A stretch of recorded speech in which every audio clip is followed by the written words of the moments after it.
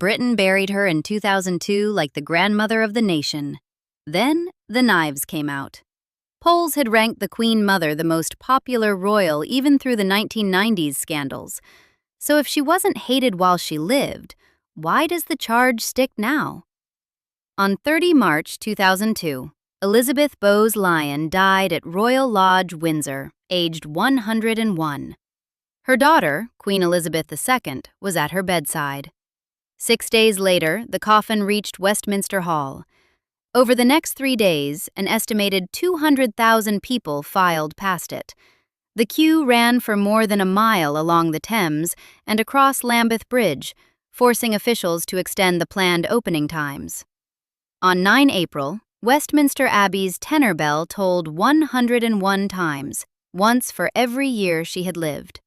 About 1 million people lined the route from London to Windsor. Her coffin traveled on a gun carriage beneath her personal standard, with her crown resting on a cushion and camellias from her own gardens on top. A note from the Queen was placed on the coffin that morning. The total cost of the funeral came to £5.4 million. The television broadcast drew 10 million viewers in the United Kingdom alone. Canada proclaimed 9 April a national day of mourning. World leaders sent condolences. 30,000 messages appeared on the palace's memorial website. This wasn't the burial of a woman Britain had already rejected. It was a demonstration of real public attachment, built over decades, expressed on a scale that surprised journalists who had predicted a quieter farewell for a 101-year-old who had been visibly frail since late 2001. The 1990 Maury poll, commissioned by the Sunday Times, called her Britain's favorite royal. Interviewers spoke face-to-face with 1,075 adults in 131 constituencies between 6 and 8 January. Around 90% said they held favorable views of both the Queen Mother and Queen Elizabeth II. Prince Charles was reported at around 89%. Diana and Princess Anne were each at around 84%. The Queen Mother led the field. That support survived the royal family's worst modern decade. Ipsos Mori repeatedly asked Britons which 2 or 3 royals they liked most. The Queen Mother drew 45% in 1984, 38% in January 1994, 29% in 1998, and 19% in April 2001.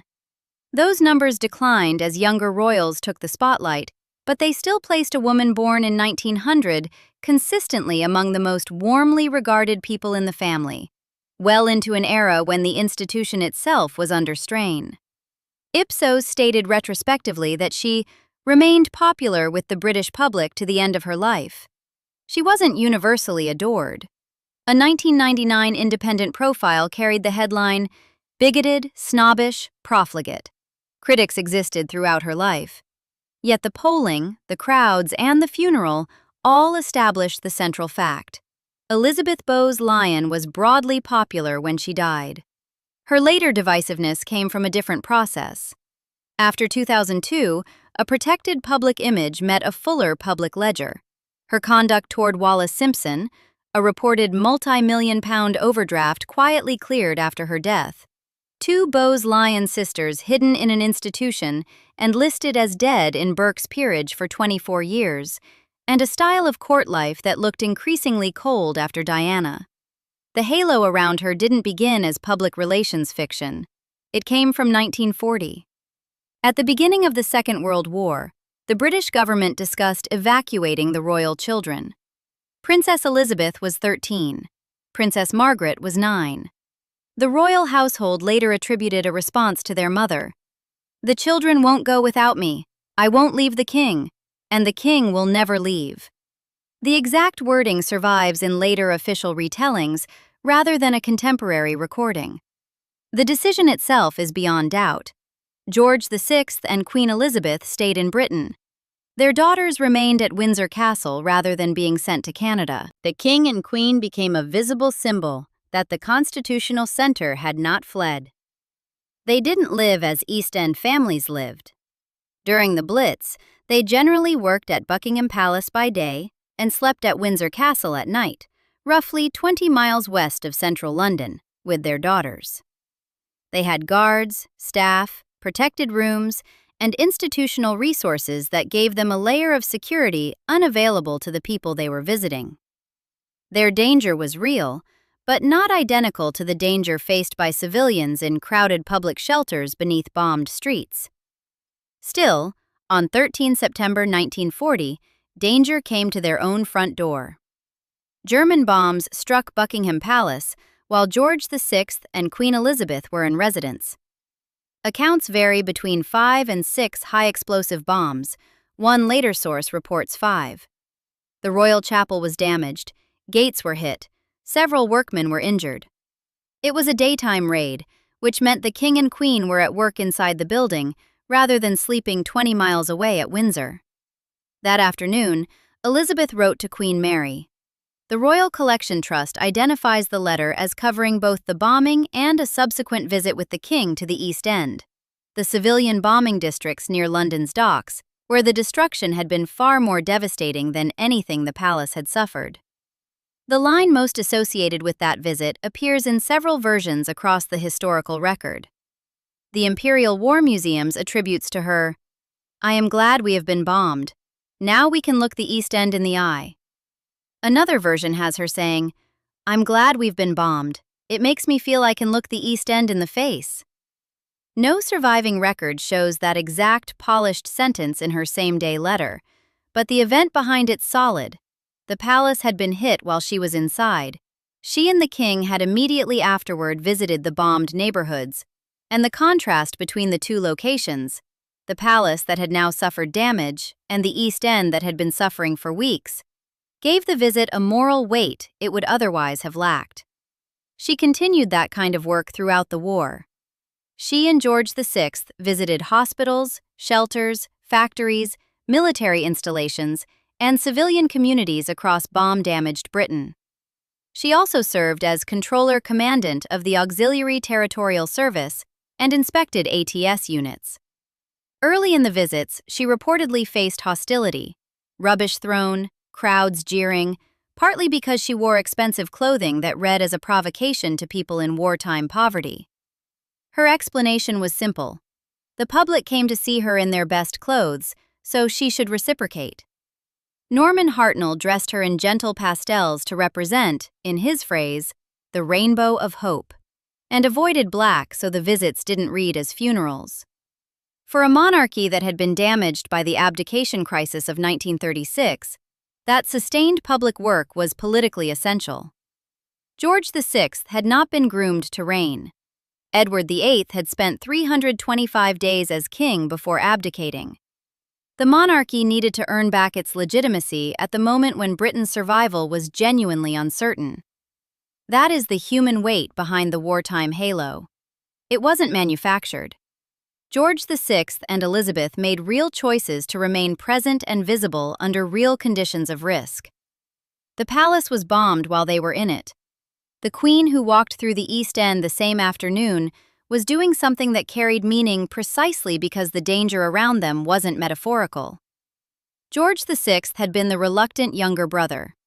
Elizabeth had married him at Westminster Abbey on 26 April 1923, when he was Duke of York and second in line to the throne, a man who would, under normal circumstances, never become king. He proposed more than once before she accepted. Accounts differ on whether he was refused twice or 3 times. Her own reported words suggest she had understood what she was taking on. She feared she might no longer be free to think, speak, and act as she thought she ought. That hesitation does not prove she secretly wanted the throne, or that she was testing Albert's persistence, or that she expected his brother to fail. It establishes something more useful. She entered royal life knowing its constraints, and she chose to master it rather than be mastered by it. Then Edward VIII abdicated. On 10th of December 1936, Edward signed the instrument of abdication in the presence of his 3 surviving brothers. The next day, Albert became George VI. Elizabeth Bowes-Lyon, who had married a duke expecting to remain a duchess, became Queen Consort of the United Kingdom. She was 36 years old. The Blitz then gave her public identity a moral foundation. It also gave her a story with a villain. Wallis Simpson had been born Bessie Wallis Warfield in 1896, an American socialite with 2 previous marriages and a relationship with the King of England that had become a constitutional crisis. Edward was supreme governor of the Church of England. The church didn't then permit the remarriage of divorced people whose former spouses were alive. He was proposing to do exactly that. The British Prime Minister and the governments of the Dominions told him it was impossible. Edward chose the woman over the crown. On 11th of December 1936, in a radio broadcast to the Empire, he told the nation he couldn't carry the heavy burden of responsibility without the help and support of the woman I love. Elizabeth saw the consequences from inside. Her husband had a pronounced stammer, had not been prepared for the throne, had watched his brother neglect public duties while obsessing over a relationship the establishment couldn't accommodate, and now found himself king at one of the most unstable moments in European history. She blamed Wallis for the burden placed on George VI, for the years that would follow and, she later came to believe, for shortening his life. George VI died of coronary thrombosis at 56, after serious smoking-related illness including lung cancer. Heavy smoking was the primary medical cause, but Elizabeth had decided where the blame lay. A surviving letter to Queen Mary gives us the most reliable evidence of her private language.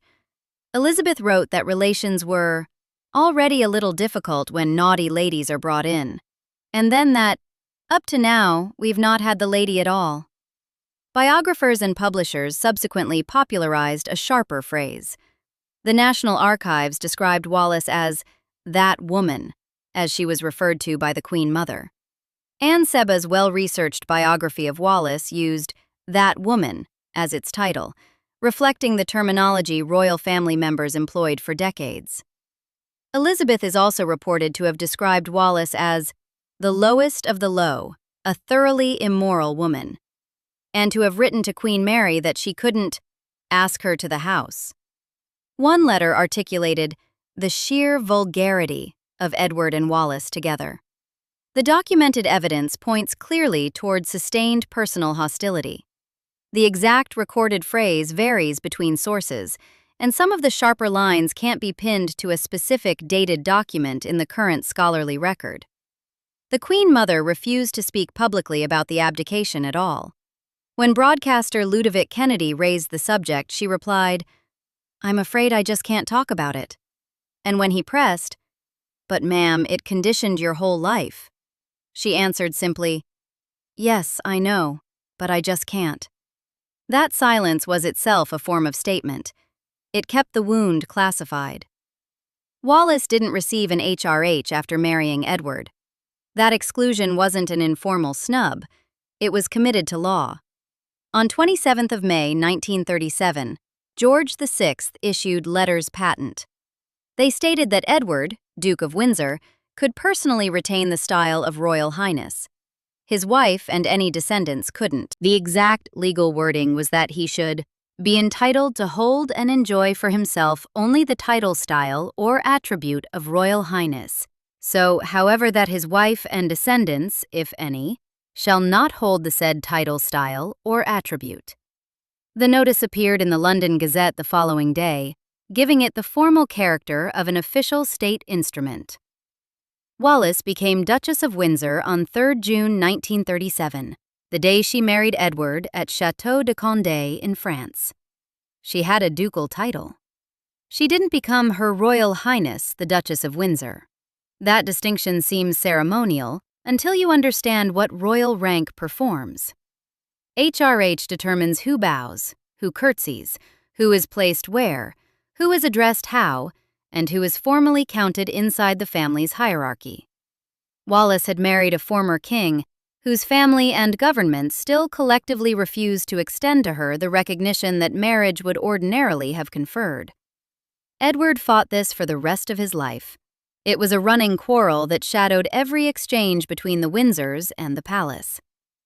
The legal machinery for the HRH denial came through George VI, his ministers, government lawyers, constitutional procedure, and consultation with the Dominion governments, who endorsed the arrangement. The Queen Mother didn't draft the letters patent or impose the decision alone. George VI's firm view that Wallis shouldn't receive a royal title was shared by Queen Mary as well. The constitutional settlement was collective, but personal resentment and institutional punishment moved in the same direction. Elizabeth's hostility was part of the emotional architecture that made the exclusion durable over decades. She influenced her husband. She wasn't the sole author of the HRH denial. She was its most committed and long-lived supporter. Edward and Wallis spent most of their lives in France, living a socially prominent but institutionally marginalized existence. Their return visits to Britain were formal, carefully managed, and never quite inside the royal family's embrace. In 1940, Elizabeth expressed reservations about Edward's proposed appointment as governor of the Bahamas through official channels rather than direct contact with Wallis, preferring to work through Queen Mary and intermediaries. The pattern, avoiding direct engagement while exercising indirect influence, became habitual. When Edward died in Paris on 28 May 1972, his body was flown to Britain. He lay in state at Windsor, then was buried at the Royal Burial Ground at Frogmore after a chapel service on 5 June. Wallis attended. She was suffering from arteriosclerosis and mental confusion. She was, according to the Wikipedia account of the funeral drawn from Hugo Vickers's biography, nervous about meeting the Queen Mother who had a long-held antipathy toward her due to the strain that Edward's abdication had had on her husband. Lord Mountbatten went to Heathrow to meet her when she arrived. He told her, "Your sister-in-law will receive you with open arms. She is deeply sorry for you in your present grief and remembers what it was like when her husband died." The message, Mountbatten later said, comforted her a lot. Wallis stayed at Buckingham Palace during the visit. She met the Queen Mother only once, on the day of the funeral. At the chapel service, Wallis sat next to Queen Elizabeth II, who helped her find her place in the service sheet. The Queen Mother was also present. The burial at Frogmore was attended by only 14 people. The Queen Mother wasn't among them. The popular story insists the Queen Mother sat beside Wallis throughout and refused to address her. The evidence is more complicated. Biographical accounts suggest a brief exchange did occur, possibly a condolence offered in acknowledgement of shared widowhood. What can be said with confidence is that any contact was limited to the occasion of the funeral and didn't signal a thaw in the underlying relationship. Wallis died on 24 April 1986. The Queen Mother attended her chapel service at St. George's, but not the burial at Frogmore. So she didn't boycott Wallis's funeral, another popular claim that the record quietly refutes. It was later reported that Elizabeth had sent Wallis Christmas cards with cordial personal messages since Edward's death in 1972. That detail does not overturn the decades of exclusion. It makes the picture more exact. The Queen Mother could perform required courtesy when protocol demanded it, then return to the same settled hierarchy that had denied Wallis full recognition throughout her entire married life. Formal civility and sustained grievance aren't incompatible. Elizabeth Bowes-Lyon had learned long before the war that monarchy operated through careful performance. The private version of that performance was something else. William Shawcross, whose 2009 authorized biography drew on her personal letters and diaries, wrote that Elizabeth may have been a brilliant actress. The phrase is ambiguous enough to read as admiration or as something cooler. Hugo Vickers, whose biography drew on private recollections from people who had known her since her early years, collected judgments that circled around the same tension. Critics and admirers alike reached for paradoxes. The steel marshmallow, the velvet glove over the iron hand, the warmth that could be withdrawn without warning. These weren't just stylish critical formulations, they pointed to a documented pattern of conditional intimacy. Royal biographer Vickers quoted Stephen Tennant on Elizabeth. "She looked everything that she was, gentle, gullible, tenderness mingled with dispassionate serenity, cool, well-bred, remote. Behind this veil, she schemed and vacillated, hard as nails. That is one private observer's judgment, not an archival verdict. But Woodrow Wyatt's diaries, a more systematic source, record her saying, "I hate this classlessness thing. It's so unreal." That remark wasn't made in passing. It was a considered expression of the social world she came from and the one she continued to inhabit. She was born Elizabeth Bowes-Lyon on 4 August 1900, daughter of the future 14th Earl of Strathmore and Kinghorn. Her childhood world included Glamis Castle, estates, servants, and a dense network of aristocratic connection. It wasn't simply that she was conservative in temperament. She had grown up in a hierarchy that felt, to her, natural rather than constructed, and she defended it with the confidence of someone who had never seriously doubted it. She adapted brilliantly to some of the changes the 20th century demanded. She didn't adapt to all of them. Marion Crawford, governess to Princess Elizabeth and Princess Margaret, published a memoir called The Little Princesses in 1950. The royal family severed all contact with her afterward. Doing a Crawfie became palace shorthand for breaching royal confidence. Crawford had been inside the household and had dared to write about it without permission. The withdrawal of access was total. That was institutional discipline rather than personal cruelty, and the Queen Mother wasn't the only family member behind it. But it reveals the culture she inhabited and enforced. Warmth offered selectively, access granted by the court and removed when the court felt exposed. Loyalty measured by silence. The Shawcross biography found a letter in which she reportedly described herself as "not as nice as I seem." It's an unusually direct piece of self-knowledge, and it aligns with a portrait consistent across private accounts. Warmth as a tool, as much as a trait, deployed toward those who served its purposes. Her lasting popularity made those observations easy to overlook. She was an elderly royal who had been queen during the war, mother to the sovereign, grandmother to the heir, great-grandmother to princes who appeared on television. She represented continuity in an institution that depended on appearing continuous. She didn't have to compete with Diana's grief or Charles's complexity. She could simply be there, in pastel and pearls, waving. Then money disrupted the picture. At her death in 2002, reports emerged that the Queen Mother had left a substantial overdraft with Coutts, the private bank most closely associated with British aristocracy and royalty. The Oxford Dictionary of National Biography identified a considerable overdraft at Coutts Bank, said to be £4 million in 1999.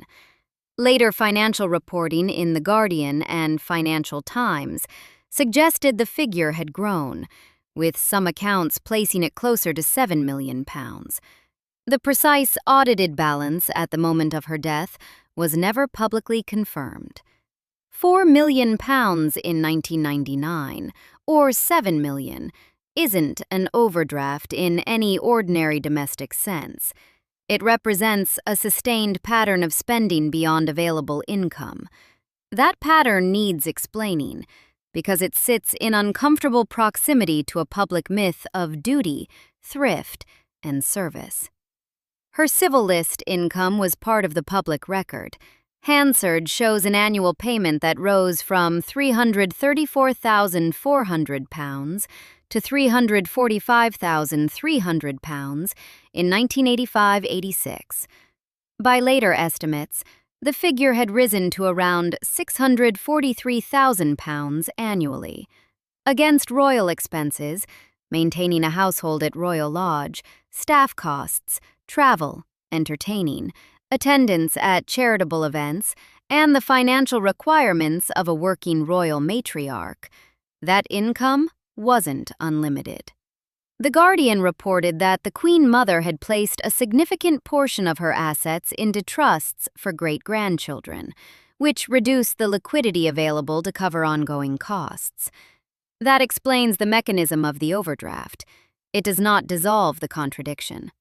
She was a woman receiving substantial public support to fulfill a public role, living in homes maintained through royal arrangements, with costs covered partly through civil list provisions exempt from ordinary financial scrutiny. The existence of a multi-million-pound bank debt alongside that structure reads not as private misfortune, but as a consequence of an opaque financial world that expected its members to spend at a certain level without always counting where the money went. Queen Elizabeth II reportedly settled the overdraft from the inherited estate after her mother's death. It wasn't a direct taxpayer payment. It was a royal inheritance arrangement operating under the 1993 Memorandum of Understanding that exempted transfers from sovereign to sovereign from inheritance tax. The distinction is legally important. The political effect was the same. The debt was quietly absorbed by a system designed, in part, to shield royal finances from the scrutiny that governs ordinary accounts. That opacity, not the spending alone, became a source of posthumous resentment. Financial journalism after 2002 revisited the Coutts story repeatedly, not because the numbers were shocking by billionaire standards, but because they contradicted the image of a woman who had stood in the East End beside people who had lost everything and asked nothing for herself. Then came the story that cut deepest. Nerissa Jane Irene Bowes-Lyon was born on 18 February 1919. Her sister, Catherine Juliette Bowes-Lyon, was born on 4 July 1926. Their father was John Herbert Bowes-Lyon, the Queen Mother's elder brother. They were Elizabeth's nieces, Queen Elizabeth II's first cousins, women who carried the same family name that appeared on the masthead of the most famous genealogical reference work in Britain. In June 1941, Nerissa and Catherine entered Royal Earlswood Hospital in Redhill, Surrey. The institution had been established in the 1850s as one of England's earliest residential facilities for people with intellectual disabilities, initially under the name the Royal Earlswood Asylum for Idiots. By 1941, the terminology had softened, but the purpose remained the same: to remove people from the domestic sphere and place them in an institutional setting managed by the state. Nerissa was about 22. Catherine was about 15. 3 maternal Fane cousins with disabilities entered the institution at the same time. Royal Earlswood wasn't a punishment facility. It housed residents with varying degrees of disability and provided care that, by the standards of the era, was considered appropriate. What it wasn't was a place where residents went home for Christmas or had their names preserved in the family record. The 1963 edition of Burke's Peerage listed Nerissa as having died in 1940 and Catherine as having died in 1961. Both women were alive at Royal Earlswood. Burke's Peerage wasn't a government register. The error, or whatever it was, didn't make Nerissa and Catherine legally dead. It didn't strip them of civil rights. But it was the genealogical Bible of Britain's hereditary class, the book that recorded who belonged to which family and who had ceased to exist. In its pages, in 1963, 2 living women were described as dead. Every subsequent edition carried the same entries. Nerissa died at Royal Earlswood on 22 January 1986, aged 66. Reports said hospital staff attended her funeral. Her grave, it was reported, was initially marked by a plastic marker and serial number rather than a conventional headstone. 24 years had passed since Burke's Peerage had written her off. In April 1987, The Sun exposed the fact that the women listed as dead in Burke's Peerage had been institutionalized in Surrey for more than 4 decades. The Los Angeles Times then reported contemporaneously that the false death entries had appeared in every Burke's Peerage edition since 1963. Buckingham Palace issued a statement. It said, We have no comment about it at all. Lady Elizabeth Anson, speaking for the Bowes-Lyon family, denied there had been any attempt at a cover-up. She said the sisters' mother, Fenella, had been a very vague person who often didn't fill out the forms that Burke's peerage sent her, either properly or completely. Harold Brooks Baker, a representative of Burke's peerage, was reported as shocked by the discrepancy. The family's answer was essentially bureaucratic error plus a vague mother. The palace's answer was silence. There is no document proving the Queen Mother ordered the 1941 admissions. None proves she supplied the incorrect information to Burke's peerage. None proves she directed the sisters' care or monitored the false entries across decades. The Queen Mother wasn't necessarily the decision-maker in any of those moments. That limitation matters. The responsible version of this story isn't that Elizabeth Bowes-Lyon personally erased her nieces. The responsible version is more uncomfortable because it's more systemic. Two nieces of the Queen Mother, first cousins of the reigning queen, were placed in an institution in Surrey when they were teenagers, and a young woman, listed as dead in the definitive record of their class, for nearly a quarter-century while they were alive. The palace had no comment when the story broke, while Lady Elizabeth Anson publicly denied a family cover-up. The palace had no comment when the story broke. Accounts conflict over visits. Hospital staff and documentary reporting suggested no known record of regular royal or Bowes-Lyon family contact, or that family visits had ended by the early 1960s, around the time the false death entries appeared. Later family members claimed the women had been visited frequently. No hospital archive has been made fully public. Catherine died on 23 February 2014 in Surrey, aged 87, after Royal Earlswood closed in 1997. The Queen Mother held patronages connected to disability charities during her public life.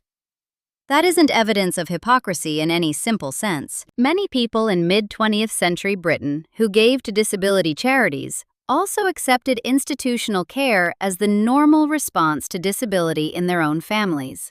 The social norms of the class system in 1941 made institutionalization of disabled relatives common across income levels, with wealthy families often choosing private institutions and poorer families relying on whatever the state provided.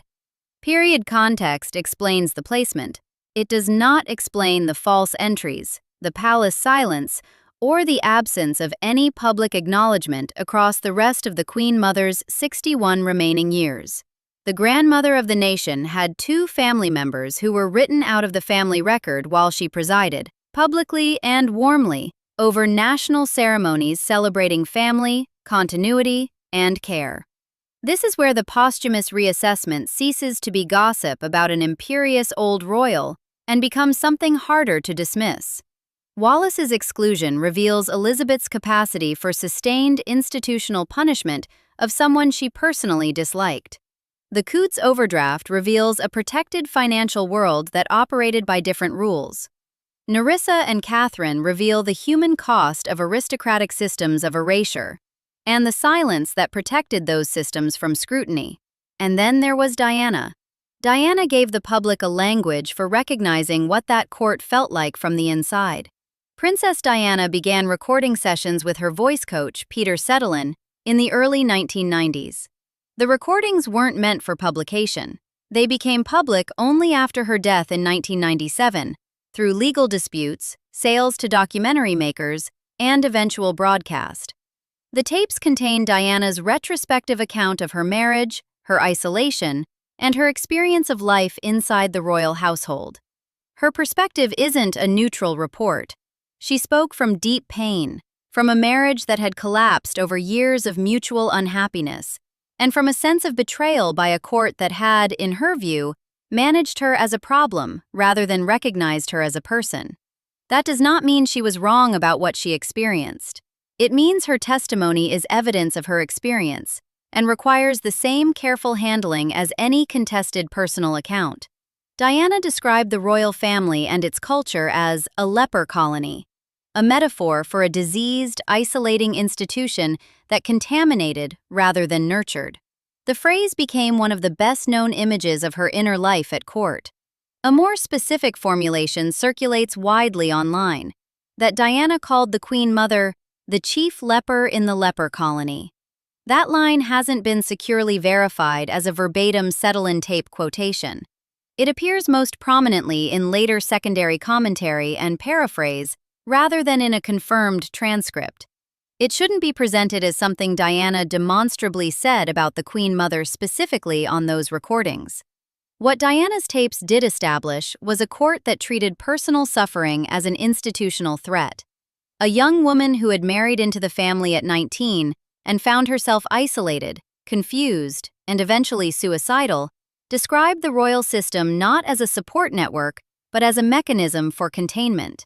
Individual members of the family appeared in her account in varying roles. She wasn't the most precise witness to their internal motivations. She was, however, the most compelling public voice about what Edwardian court values felt like when they were turned on someone who didn't share them. The Queen Mother was 80 when Diana married Charles in 1981. She had been a fixture of royal life for 58 years by then.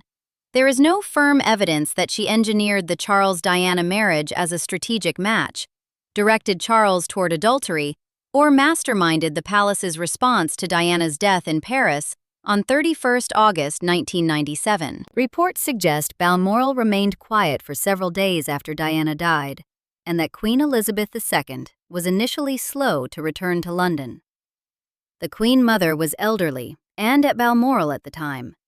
How much she shaped the response isn't clearly documented. Those who want a clean villain assign her all of that. The evidence supports something more specific. She embodied the assumptions that made Diana's experience possible. Duty before disclosure. Family honor before individual grievance. Hierarchy before emotional recognition. Institutional loyalty before personal honesty. During the Blitz, those values had a coherent purpose. They kept a family visible in public when visibility served the nation. In the 1990s, after televised marital breakdowns, Andrew Morton's 1992 Diana biography, The Panorama Interview in November 1995, and then Diana's death, the same instinct for control looked to a changed Britain less like stoicism and more like the refusal to see what was directly in front of the institution. Diana made private suffering public. That violated the court's deepest operating principle. The Queen Mother belonged to a world in which private suffering was supposed to remain private, not because individual pain didn't matter, but because the crown couldn't afford to be seen as fallible. In a monarchy funded by public loyalty and sustained by public performance, the argument had been that transparency was a luxury the institution couldn't afford. Diana's public chose a different answer. They preferred transparency to performance. That preference didn't die with her. It became the lens through which a subsequent generation read everything else about the royal family, including the woman who had been its matriarch before them. That is why the Queen Mother became divisive after death rather than before it. Her longevity was a structural factor. She outlived George VI by 50 years. She outlived Queen Mary by 49 years.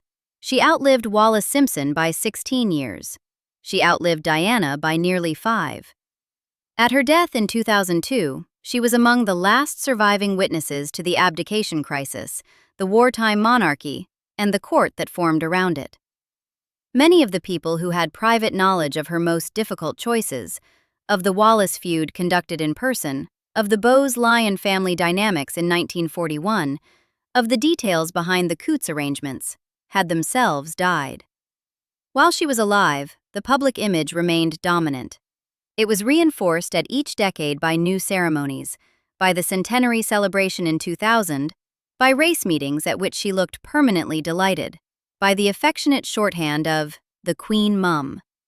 Many Britons had known no living memory of a monarchy that didn't include her. After 2002, the protective barrier weakened by degree. Biographies could draw on letters and diaries more freely once she was gone. In 2009, William Shawcross published his authorized biography, with access to personal correspondence that had not previously been available in that form. The book generated renewed discussion of her opinions, her temperament, and her financial conduct. That it was an authorized biography, written with royal cooperation, meant it couldn't be dismissed as a hostile account, and some of its most revealing material was read as confirmation of what insiders had long suggested. In 2011, Channel 4's documentary, The Queen's Hidden Cousins, returned Nerissa and Catherine Bowes-Lyon to national attention, reaching an audience that had not followed the 1987 Sun story or the Los Angeles Times coverage. The Crown, which began streaming in 2016, dramatized the abdication crisis, the wartime years, Diana's marriage, and palace conflicts across multiple generations for audiences in more than 190 countries. Dramatizations aren't history, but they operate in the same informational space as history for viewers who arrive without prior knowledge, and they shape the questions millions of people brought to their subsequent reading. Popular culture didn't invent the controversy. It amplified old material for a new audience less conditioned to accept aristocratic discretion as a sufficient explanation. That shift also enabled the internet's worst versions of the story. Online, the Queen Mother becomes a figure who personally murdered George VI through stress, barred Edward VIII from attending George VI's funeral, secretly masterminded every royal marriage, and controlled the palace's response to Diana's death from Balmoral. Each of those claims fails under examination. Edward attended George VI's funeral in 1952. The claim that he was barred is unsupported. George VI's health was primarily damaged by decades of heavy smoking. He was diagnosed with lung cancer in September 1951 and died of coronary thrombosis in February 1952. The Queen Mother believed the abdication had shortened his life, and that belief was emotionally real to her. It wasn't the medical finding. The marriage engineering and adultery-enabling narratives involve far more causal agency than the record can support. Those claims circulate because they are satisfying. They offer a single guilty party for the entire dysfunction of the late 20th century British monarchy. The stronger account is messier. Not a villain, but a complex woman whose genuine achievements coexisted with documented failures, and whose reputation after death reflects not a sudden discovery of hidden evil, but a recalibration of what the institution she represented was willing to protect. She was also something it's easy to understate, a woman who had made real choices in a world that gave women of her class very few choices that counted publicly. Elizabeth Bowes-Lyon was born in 1900 into a world where aristocratic women were expected to be ornamental, charitable, and discreet. She turned wartime crisis into a platform for something closer to public leadership. She kept a grieving husband functional through a war that could easily have broken both of them. She gave the monarchy a human face at the moment it most needed one. She held a public role for 8 decades without a public collapse. She remained intellectually engaged and visibly warm into her late 90s. Those aren't small things. The wartime halo was earned in the specific sense that the behavior behind it was real. Buckingham Palace was bombed while she was in it. She walked through the East End afterward. She continued the visits throughout the Blitz. She stayed. But a person can earn one moral reputation and still fail in another part of their life. The Queen Mother's defenders sometimes treat the Blitz as a permanent acquittal. The 1940 record settles the question of courage. It does not settle the question of whether she ran a sustained social exclusion of Wallis Simpson that translated personal hatred into institutional harm, whether she spent decades above a financial structure that produced a reported multi-million-pound debt her daughter had to quietly absorb, whether 2 women from her family died or lived their lives in a Surrey institution while the rest of the family was recorded in Burke's peerage as though they had never existed, or whether the court she helped define became a machine for isolating Diana. Neither argument survives the full record. The woman who stayed with the king during the bombing was real. The woman who called Wallis a naughty lady and helped sustain her exclusion from HRH was real. The grandmother who charmed the public on racecourses was real. The aristocrat who disliked classlessness, spent beyond her income, and flourished inside a system that concealed difficult human truths was real. They were the same person. Her story isn't a secret history in which the nation was fooled for a century. It's a history of selective sight. Hers and Britain's. Britain saw what Elizabeth Bowes-Lyon did best.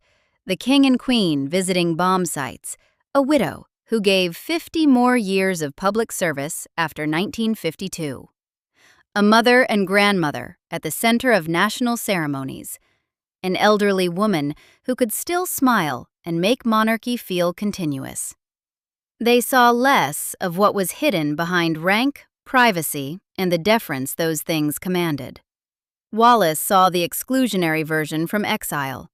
Nerissa and Catherine Bowes-Lyon lived inside the institutional version. Diana experienced the emotional version. The Coutts overdraft, when it became public, showed the financial version. After 2002, all of those stories became available in the same cultural space for the first time. So the question the title asks turns out to have a precise answer. She wasn't broadly hated by the Britain that knew her in life.